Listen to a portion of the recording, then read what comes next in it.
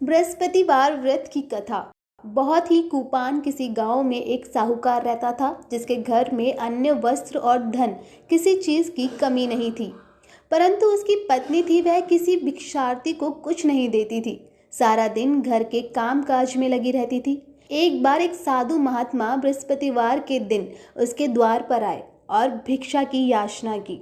वह उस समय घर के आंगन को लीप रही थी। इस कारण साधु महात्मा से कहने लगी, महाराज, इस समय तो मैं घर को लीप रही हूँ, आपको कुछ नहीं दे सकती, फिर किसी समय आ जाना। साधु महात्मा खाली हाथ चले गए।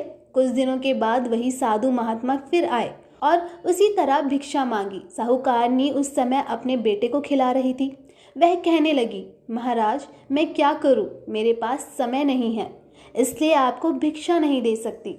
तीसरी बार साधु महात्मा आए तो उसने उन्हें उसी तरह टालना चाहा, परंतु साधु महात्मा कहने लगे, यदि तुमको बिल्कुल ही अवकाश हो जाए तो तुम मुझको भिक्षा दोगी।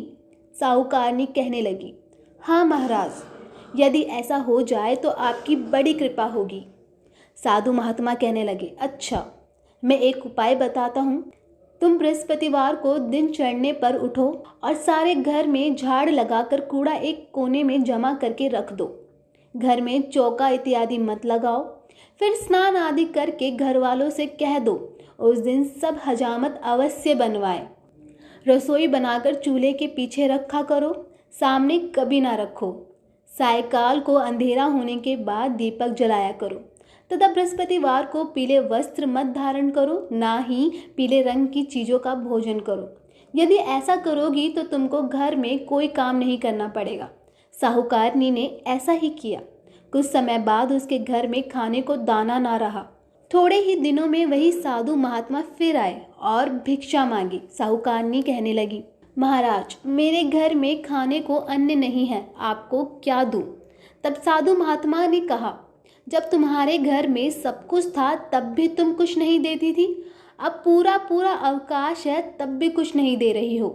तुम चाहती क्या हो वो कहो। तब साहूकारनी ने हाथ जोड़कर प्रार्थना की, महाराज, अब आप ही कोई ऐसा उपाय बताओ कि मेरे पास पहले जैसा धन्य धान्य हो जाए। अब मैं प्रतिज्ञा करती हूँ कि अवश्य मैं जैसा आप कहोगे वैसा ही करूँगी। तब साधु महात्मा ने कहा, बृहस्पतिवार को प्रातःकाल उठकर स्नान आदि से निवृत्त हो घर को गाय के गोबर से लीपो तथा घर के पुरुष हजामत न बनवाए। भूखों को अन्न जल देती रहा करो। ठीक सायकाल दीपक जलाओ। यदि ऐसा करोगी तो तुम्हारी सब मनोकामनाएं भगवान बृहस्पति जी की कृपा से पूर्ण होंगी। साहूकारनी ने ऐसा ही किया और उनके घर में धन्य धान्य वैसे ही हो गया जैसे पहले था।